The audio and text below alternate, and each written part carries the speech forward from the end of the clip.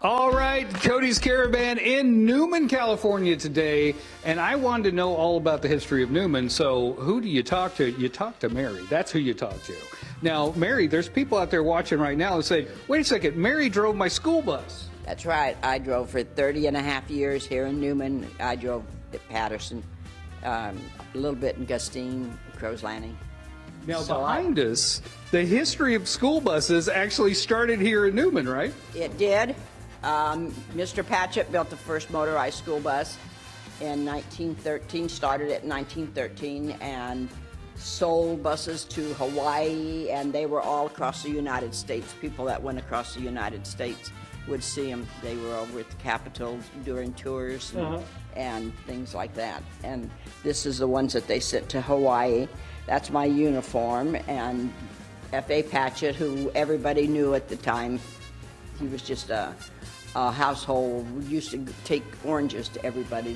He loved everybody. Oh, that's amazing. Okay, so this museum was the first museum in the county? First museum in Stanislaus County, and it was in one room down in the basement, and what our office is now. And it was the first library in Stanislaus County.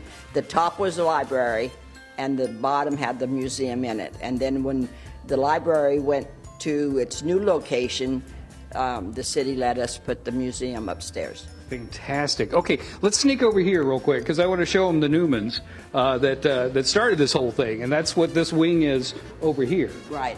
This is the Newman family. This is Simon Newman, who started. He came from the Hills Ferry.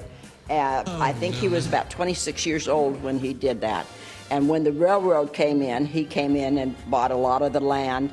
So they had an auction, and they would auction off the land. The Women's Improvement bought these two lots for $500, the one behind it and this one. And that's how Newman came over here, was because when they were shipping out the grain and stuff, the river had to be high. And when it wasn't, they couldn't, it sat in the storage, and he was making all the money, not the people.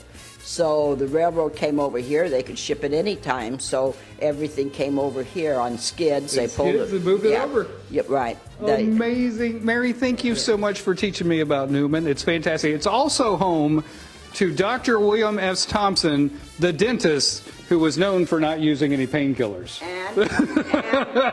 And for James Thompson, he came here in 1935. I was the third baby he delivered. Really? He was just starting out, yes. Oh, it's fantastic. All right, more from Newman coming up. Don't go away.